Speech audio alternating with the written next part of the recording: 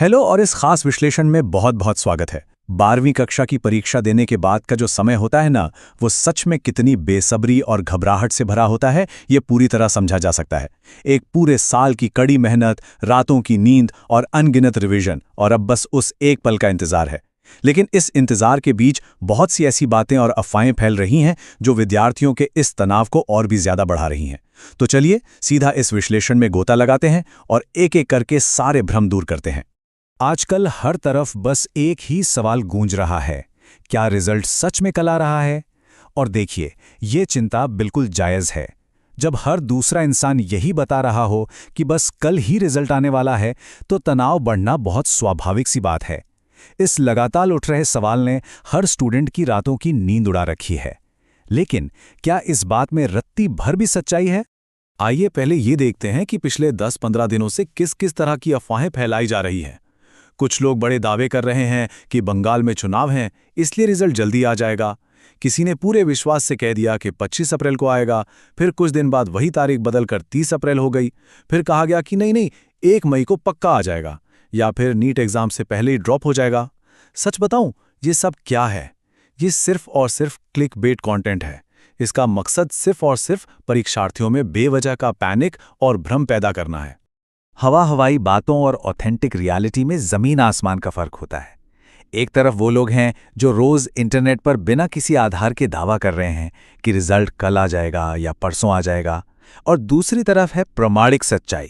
इस विश्लेषण में सिर्फ और सिर्फ तथ्यों पर बात होगी। एक समझदार छात्र समुदाय के रूप में विद्यार्थियों को इन बेसिर पैर के दावों का शिकार बिल्कुल नहीं होना चाहिए। तो चलिए अब सीधा पर्दे के पीछे चलते हैं और देखते हैं कि असली मूल्यांकन प्रक्रिया यानी एवैल्यूएशन प्रोसेस में आखिर हो क्या रहा है। सीबीएसई का पूरा अंदरूनी वर्कफ्लो समझना बहुत जरूरी है। देखिए, इस प्रक्रिया के 3 मुख्य चरण होते हैं। सबसे पहले होती है मुख्य कॉपियों की चेकिंग। उसके बाद जो कॉपियां किसी कारण से रिजेक्ट हो जाती हैं, उनकी फिर से जांच यानी रीचेकिंग होती है। और आखिर में होता है मार्क्स अपलोडिंग का काम। अभी की ताज़ा और प्रामाणिक जानकारी क्या है? वो ये है कि मार्क्स अपलोडिंग का काम शुरू हो चुका है, जो साथ साथ चल रहा है। लेकिन सबसे अहम बात यह है कि रिजेक्टेड कॉपियों की चेकिंग अभी भी जारी है, वो खत्म नहीं हुई है। और यहाँ सबसे महत्वपूर्ण बात ये नंबर 3 का आंकड़ा है। ये वो कम से कम दिन हैं जो इस रिजेक्टेड कॉपी चेकिंग की प्रक्रिया को पूरी तरह से समाप्त होने में अभी और लगने वाले हैं। जरा सोचिए, जब तक ये प्रोसेस 100% पूरा नहीं होता, रिजल्ट घोषित किया ही नहीं जा सकता ना। इसलिए जो कोई भी दावा कर रहा है कि अगले 48 घंटों में या कल ही रिजल्ट आ जाएगा, वो सरासर झूठ बोल रहा है। चलिए अब थोड़ा अतीत पर एक नजर डालते हैं और ऐतिहासिक डेटा का विश्लेषण करते हैं। इस डेटा को ध्यान से देखिए। 2021 में रिजल्ट 30 जुलाई को आया, 2022 में 22 जुलाई को। हम सब जानते हैं कि वो समय असामान्य था, लेकिन जब सामान्य वर्षों के डेटा का आकलन किया जाता है तो स्थिति बिल्कुल अलग नजर आती है। 2023 में रिजल्ट 12 मई को आया था और 2024 में ये 13 मई को घोषित हुआ था। ये डेटा बड़ी ही स्पष्टता से बता रहा है कि सीबीएसई के काम करने का एक सेट ऐतिहासिक पैटर्न है जो बार बार रिपीट होता है। 12 मई, 13 मई, 25 मई, 26 मई, 28 मई। पिछले कई सालों के रिकॉर्ड के अनुसार मई का महीना ही वो निर्विवाद कॉमन फैक्टर है जब आम तौर पर नतीजे सामने आते हैं। तो अप्रैल के अंत या मई की शुरुआत में रिजल्ट आने का जो पैनिक फैलाया गया था ना, वो इस डेटा के सामने बिल्कुल निराधार साबित होता है। सच्चाई इसी महीने यानी मई के मध्य के इर्द गिर्द ही घूमती है। अच्छा, इसके बाद एक और बड़ी अफवाह सामने आती है। क्या 15 मई से शुरू होने वाले कक्षा 10 के एग्जाम की वजह से 12वीं के रिजल्ट में देरी होगी? बहुत से स्टूडेंट्स को लग रहा है कि चूंकि 15 तारीख से 10वीं के एग्जाम शुरू हैं, तो सीबीएसई का सारा स्टाफ उधर बिजी हो जाएगा और इसलिए 12वीं का रिजल्ट 15 से पहले ही आना जरूरी है। आइए इस भ्रम को भी पूरी तरह तोड़ देते हैं। इसे ऐसे समझते हैं, जो लोग परीक्षा केंद्रों पर ड्यूटी देते हैं, जिन्हें लोकल इन्विजिलेटर्स कहा जाता है, वो एक बिल्कुल अलग टीम है। और जो लोग रिजल्ट तैयार करने, मार्क्स अपलोड करने और नतीजों को अंतिम रूप देने का काम करते हैं, वो सीबीएसई की हायर अथॉरिटीज होती हैं।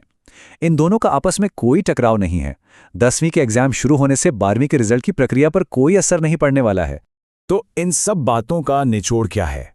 हमारी यथार्थवादी उम्मीद यानी रियलिस्टिक एक्सपेक्टेशन क्या होनी चाहिए? डेटा और तथ्यों के आधार पर टाइमलाइन बिल्कुल साफ है। अगले 1 से 3 दिनों में कोई रिजल्ट नहीं आने वाला है। 10 मई और 12 मई की संभावना भी ना के बराबर ही मानकर चलिए।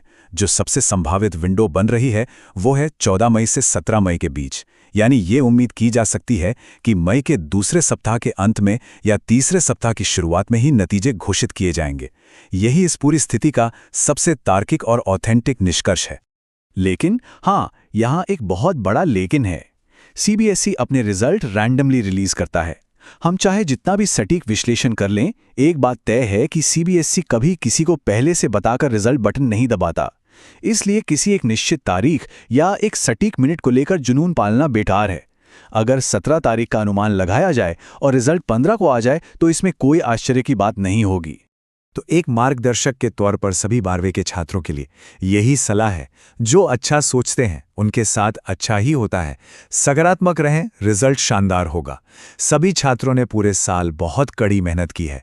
अब इस बचे हुए समय को फेक न्यूज़ और घबराहट में बर्बाद बिल्कुल नहीं करना चाहिए। अच्छा खाना खाइए, सकारात्मक रहिए और अपनी मेहनत पर विश्वास रखिए। इस समय यही सबसे ज़रूरी है। शानदार मेहनत का फल बहुत अच्छा ही मिलेगा। और अब इस विश्लेषण को खत्म करने से पहले एक सोचने वाली बात है। सारे तथ्य, डेटा और बैकग्राउंड प्रोसेस अब बिल्कुल स्पष्ट हैं। तो इस डेटा के आधार पर 12वीं के छात्रों का अपना क्या अनुमान है कि रिजल्ट आखिर किस तारीख को आएगा? इन तथ्यों को देखकर एक बहुत ही शिक्षित अनुमान लगाया जा सकता है और इस घबराहट को हमेशा के लिए पीछे छोड़ा जा सकता है। आज के इस विश्लेषण में बस इतना ही। सीखते रहना और सकारात्मक बने रहना ही सबसे बड़ी जीत है।